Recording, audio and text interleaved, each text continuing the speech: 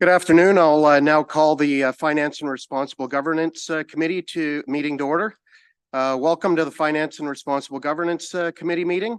This meeting is being held in person and electronically in accordance with the Municipal Act. We have no public meetings, open delegations, or presentations.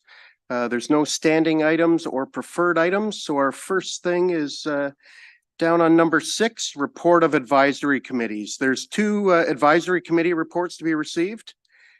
The first one is the report of the International Relations Committee dated October 3rd, 2023. The second one is the report of the Investment Board Committee dated October 17th, 2023. Can I have a member of the committee put the reports on the floor to be received? I can put them on the floor. Councillor Kungl. Are there any questions from members of committee or any other members in attendance? All those in favor? And that's passed. There's no reports of officers of the corporation, and our next is number 8, which is items for discussion. There's 3 items for discussion. The first item is a request for Barrie Transit to convert its existing continuous trip transfer system to a time-based transfer system. Does a member of committee wish to put the recommendation on the floor?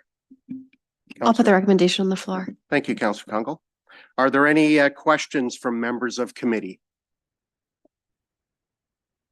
Any questions from members of non-committee? I think I'll just take a second to thank the work that Councillor Morales has put into this, because I think this is a positive move forward. And I know he and I had some discussions along with the Director of Transit as to is 90 enough, but I think this is a good start to see what the potential financial impact is. And then who knows, we may even see something bigger and better in the future. So with that being said, I'll call the motion. All those in favor? And that passes. The second item is a review of advisory committees. Does a member of a committee wish to put the recommendation on the floor? I can put the recommendation on the floor. Councillor Kungl again. Hot table over here. Are there any questions from members of committee? Councillor Kungl.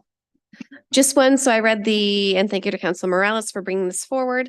I didn't see any concerns. I know that there's been other communications in general, knowing that the clerk's office is supporting a lot of other committees. So it was really only if the clerk's office wanted to share any insight or support to this, or if there's anything further we should appreciate broader than the memo that came forward.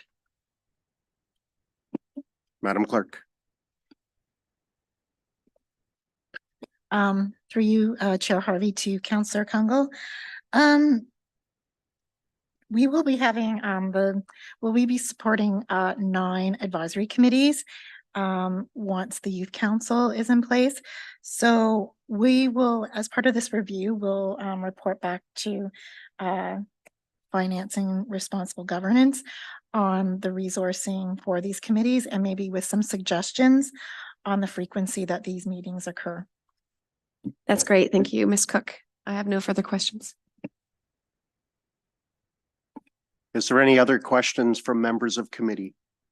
Any questions from any non-members of committee? Councillor Morales. Thank you, Chair Harvey. Just a quick maybe commentary on point number 1. I've also as recently as like an hour ago just received a question from a member of council, and it's not an advisory committee but the mayor's task force. So I'm not going to amend this, but I'm just going to provide a verbal commentary that I'm actually also going to provide a 1 year in on the task force as well. There's some comments about some stuff that the task force has been doing well. There's some feedback on what it could be doing differently because maybe that hasn't been as optimal. So I will, in the spirit of this motion, but not amending it, I will also be providing a kind of a 1 year in, and then people can have the opportunity to have feedback as well. Great, thank you. Is there any comments from any other members of non-committee? Councillor Rietman. Yeah, I'm just thinking Councillor Morales just sort of suggested it, and I'm just wondering if we shouldn't, rather than have the clerk do it, because she's got lots of work to do, I'm just wondering, each advisory committee is chaired by a council member. So why not have the council member do a report once a year on the committee? I just throw that out. It just Councilor Morales kind of twigged that to me. I'll put it over to Councilor Morales to respond. Thank you, Chair Harvey. So my intent with number one was definitely for it to come from the clerk and legislative office. Basically, it's the 1 year in their experience helping support administrate. But that's a fair perspective. There's also the perspective of the chairs having that. So I'm not a member of this committee, but having a section 5 that makes the chairs do a memo, a paragraph, like again, it doesn't have to be a presentation, it can just be like, no concerns, I've done this, or I would like this, that can be done, but I'll let the members of the committee kind of decide that. So to answer your question directly, Councilor Riepma, I hear what you're saying. My intent was to preserve one. If you want to, in addition to that, have the chairs do it, that could be done. I think Madam Clerk wants to add to that. If Madam Clerk. Thank you, Chair Harvey. As part of the report back, I can consult with the chairs and see if there's any, if they want anything to add anything about their committees, whether it be good or bad, and we can report back on it. Councilor Riepma. Mr. Chairman, I think that's a good suggestion.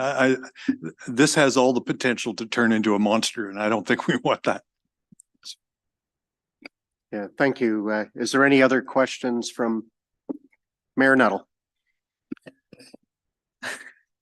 So just a quick, I guess, point. When we structured the committees originally and put some of the expectations in place, the expectation was that there are reports each and every meeting from the committees, the 4 plus the task force, and I think that needs to be followed. We were a little slow, I think, on the first meeting or two, and the clerk brought us back into order, which is not an easy thing to do, as you know. And so I think going forward, that would be the expectation for the items that are not just happening at the committee, but feedback from the committee to the public and to council as a whole on what Councilor Morales has put forward to say, hey, where are we at a year in?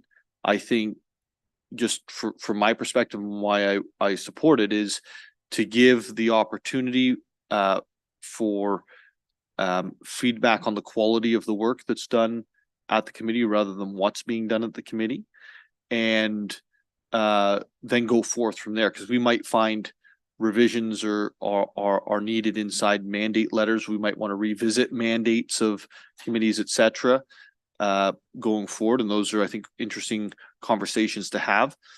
But if there's I think going to the actual change out of these updates, if we're going to really dig in, then that should be done in an item for discussion format, not something that's prepared by the clerk and has a couple sentences from the chair of the committee.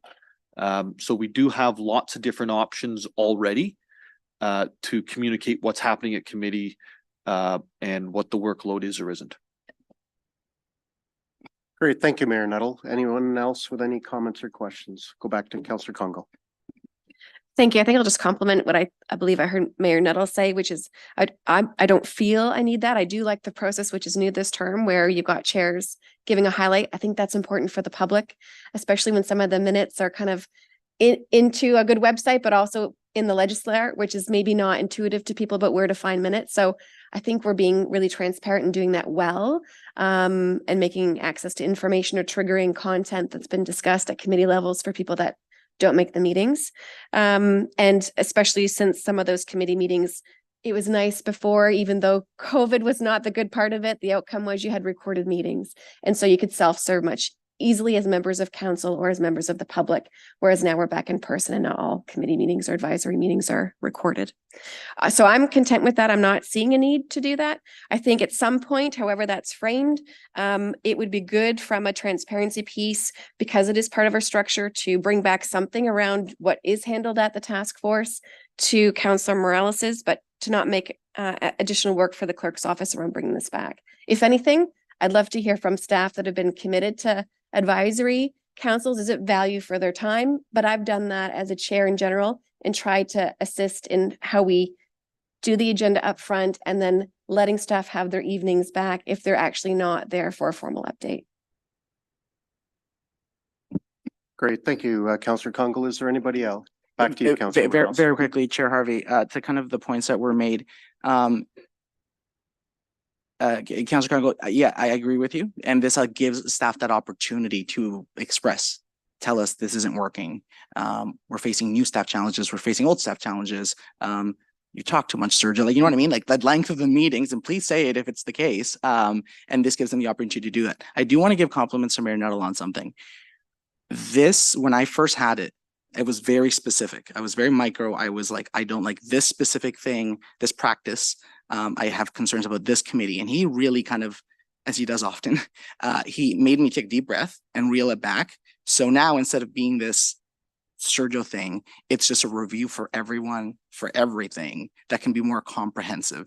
And I think that just speaks to that, again, leadership and guidance that you've given me, Mayor Nuttall, but it allows it to be a comprehensive review instead of something very specific, which I think will make all of the advisory committees and reference committees and clerks' ability to support them that much better. So this actually, even what you saw to today, had a lot of evolutions, and I think maybe calmed any concerns anybody had, and is really just a very objective motion. I think you could put anybody's name on this, and you wouldn't really be able to tell who's moving it, and I think that makes it a better motion.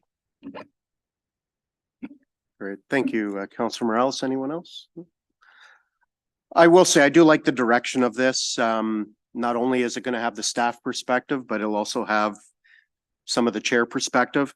And also too, like even as the chair of this particular committee, I think it's important too that like all members of council, if you see something or you think a different direction needs to be considered, that I think all of the chairs on our committees are open to that dialogue and then can obviously bring things forward and have deeper discussions with the mayor and the deputy mayor in regards to those concerns. So I do like that we will have the review, because again, this is one more thing that I don't know that other councils have ever done. And so it is good to have that little 1-year check and be able to move forward and tweak as we need to tweak. So in saying that, I will call the motion. All those in favor? And that passes. The third item for discussion is concerning a confidential disposition land matter, lease agreement, Sadlon Arena. The Finance and Responsible Governance Committee will now move into closed session to discuss the confidential item for discussion. Can I have a motion to move into closed session? Councillor Kungle? And all those in favor? And that passes. Members of the public are excused from this portion of the meeting, and we will now move into closed session and relocate to the Sir Robert Barry room.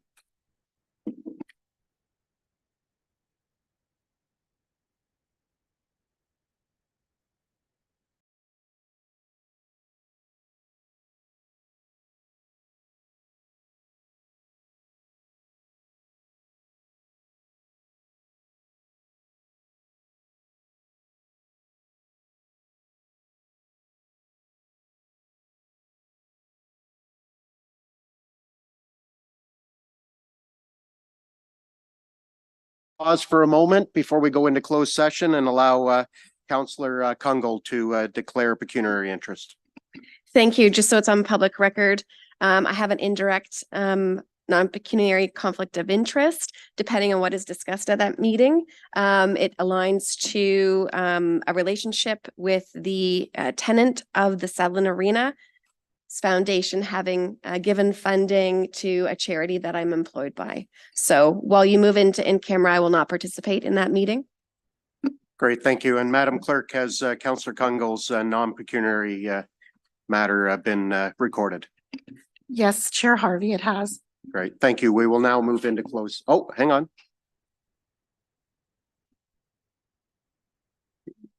Yeah, so I'll have to ask for another member to move us.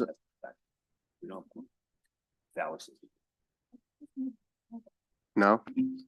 I'll move the motion to go into in camera. Okay, so for the record, we'll change it to Deputy Mayor Thompson moving us into closed session. And then if you call the vote, I will be abstaining. I won't be participating in the vote. Great, thank you.